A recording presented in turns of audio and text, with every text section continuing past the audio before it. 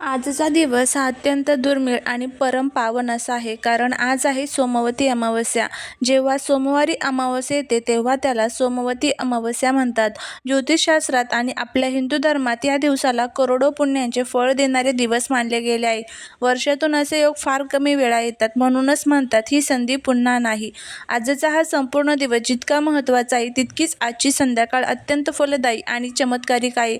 जर तुमच्या घरात पैशांची चणचण असेल, नेहमी गरिबी किंवा दारिद्र्य जाणवत असेल किंवा घरामध्ये पती आणि मुलांची प्रगती थांबली असेल, तर आज संध्याकाळी केलेले काही सोपे उपाय तुमचे नशीब बदलू शकतात. आजच्या या व्हिडिओमध्ये आपण पाहणार आहोत की आज संध्याकाळी धनप्राप्ती आणि लक्ष्मी प्राप्तीच्या कोणते विशेष उपाय करावेत, आणि व्हिडिओच्या अगदी शेवटी मी तुम्हाला एक असा महाउपाय सांगणार आहे ज्यामुळे कापुरासोबत फक्त 2 वस्तू जाळल्याने घरातील इडापिडा, दारिद्र्य नष्ट होईल आणि घराची, पतीची तसेच मुलांची प्रचंड प्रगती होईल. त्यामुळे व्हिडिओ हा शेवटपर्यंत पहा. चॅनलवरती नवीन असाल तर चॅनलला सबस्क्राईब करून कमेंटमध्ये श्री स्वामी समर्थ लिहायला अजिबात विसरू नका. अमावस्येची संध्याकाळ ही माता लक्ष्मीला प्रसन्न करण्यासाठी सर्वोत्तम मानली जाते. आज संध्याकाळी प्रदोष काळात तुम्हाला पुढील काही गोष्टी आवर्जून करायच्या आहेत. नंबर 1. आज संध्याकाळी सूर्यास्तानंतर घराचे मुख्य द्वार स्वच्छ करा. घराच्या दोन्ही बाजूला कुंकवाने किंवा हळदीने स्वस्तिक काढा. त्यानंतर मुख्य दाराच्या बाहेर उजव्या बाजूला एक तेलाचा किंवा तुपाचा दिवा नक्की लावा. या दिव्याचे तोंड पूर्व किंवा उत्तर दिशेला असावे. यामुळे माता लक्ष्मीचे घरात आगमन होते आणि राहू केतूचे दोष दूर होतात. नंबर 2. आज संध्याकाळी घरातल्या तुळशीपाशी तुपाचा दिवा लावा. सोमवती अमावस्येला तुळशीची पूजा करण्याचे अनंत पटीने फळ मिळते. जर शक्य असेल तर आज संध्याकाळी तुळशीला ओम नमो भगवते वासुदेवाय या मंत्राचा जप करत प्रदक्षिणा घाला. यामुळे घरामध्ये सुख समृद्धी टिकून राहते. नंबर 3. आज संध्याकाळी घराच्या ईशान्य कोपऱ्यात गाईच्या शुद्ध तुपाचा दिवा लावा. या दिव्यामध्ये कापसाच्या वात्याऐवजी लाल रंगाचा धागा, मोली किंवा कलावाची वात म्हणून वापरा आणि त्यात चिमूटभर हळद टाका. हा उपाय थेट माता लक्ष्मीला आकर्षित करतो आणि अडकलेले पैसे परत मिळवून देतो. नंबर 4. आजच्या रात्री घरात कुठेही अंधार असू नये. मुख्य खोली, स्वयंपाकघर आणि देवघर संध्याकाळी सर्व दिवे लावा आणि प्रसन्न वातावरण ठेवा. घरात हलके सुगंधी अत्तर किंवा धूप सुगंधी वातावरण करण्यासाठी वापरा. आता वळूया आपल्या सर्वात महत्त्वाच्या व्हिडिओच्या सर्वात महत्त्वाच्या भागाकडे, जो तुमच्या घरातील सर्व नकारात्मकता, इडापिडा आणि दारिद्र्य मुळासकट उपटून टाकेल. हा उपाय तुम्हाला आज रात्रीच्या वेळी करायचा आहे. घरातील कोणतीही महिला किंवा पुरुष हा उपाय करू शकतात. आता या उपायासाठी तुम्हाला काय करायचं आहे, काय साहित्य लागणार आहे, हे आपण सर्व बघणार आहोत. बऱ्याचदा आपण मेहनत करतो पण नशीब साथ देत नाही. घरात पैसा येतो पण तो टिकत नाही. सतत चिडचिड होते किंवा मुलांच्या प्रगतीत अडथळे येतात. याचे मुख्य कारण म्हणजे घरामध्ये साठलेली नकारात्मक ऊर्जा आणि पितृदोष. अमावस्येच्या रात्री ही नकारात्मक ऊर्जा सर्वात जास्त प्रबळ असते. म्हणूनच आज संध्याकाळी कापूर आणि 2 विशेष वस्तू जाळणे अत्यंत आवश्यक आहे. शास्त्रानुसार कापूर हा देवलोकातील मानला जातो.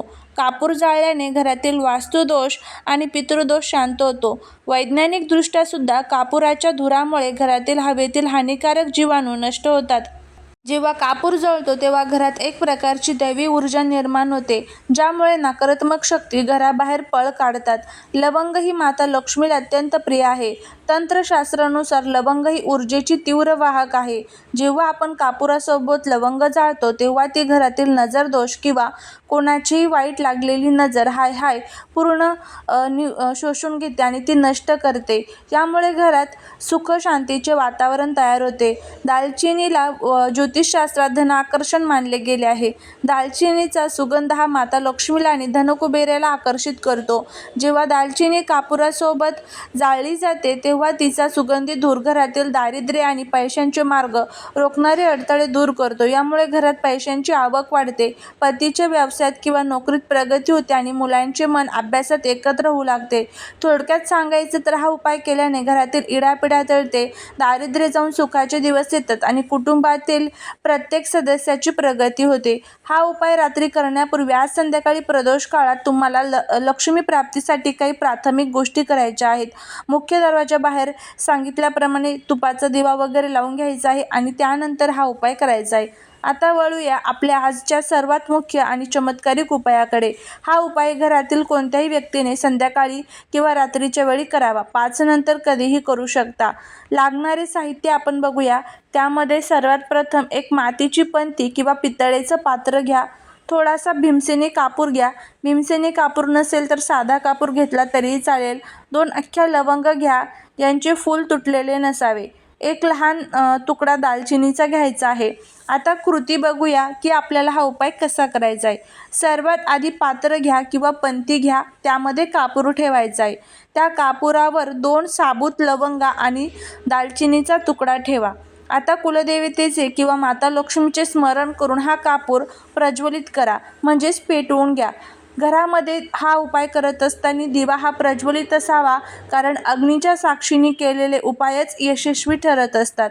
दिव्याच्या साहाय्यानेच हा कापूर प्रज्वलित करायचा आहे. आणि कधीही लक्षात ठेवा, ज्या वेळेस आपण कापूर प्रज्वलित करतो तो कधीच काडीच्या पेटीच्या साहाय्याने प्रज्वलित करायचा नाही.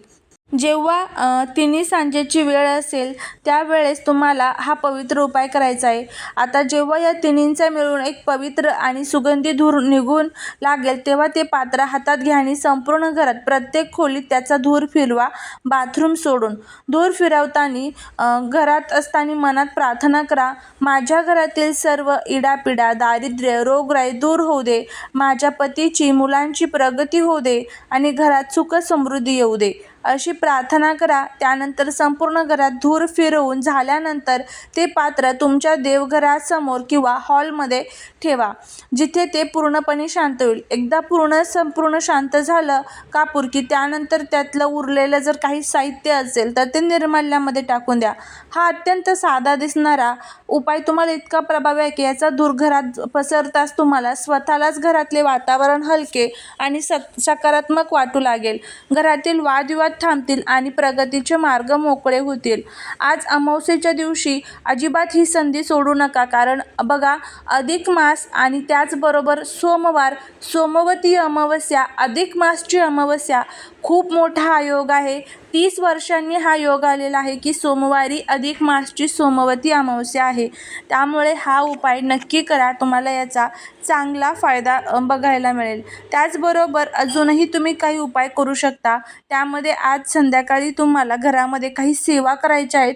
या सेवा ज्यावेळेस आपण करतो त्यावेळेस घरातील सर्व ज्या काही वाईट शक्ती आहेत ना तर त्या दूर होतात. मग कोणकोणत्या सेवा तुम्ही करू शकतात, त्यामध्ये विष्णू सहस्त्रनाम, विष्णू सहस्त्रनामावली, व्यंकटेश स्तोत्रम, लक्ष्मी गायत्री मंत्र, विष्णू गायत्री मंत्र यासारख्या सर्व सेवा तुम्हाला घरामध्ये करायच्या आहेत.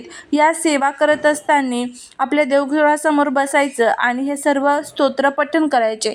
जर नाही पठण करणं शक्य तर यूट्यूबवरती किंवा गुगलवरती लावून दिलं आणि ऐकल्या तरी देखील चालू शकतं.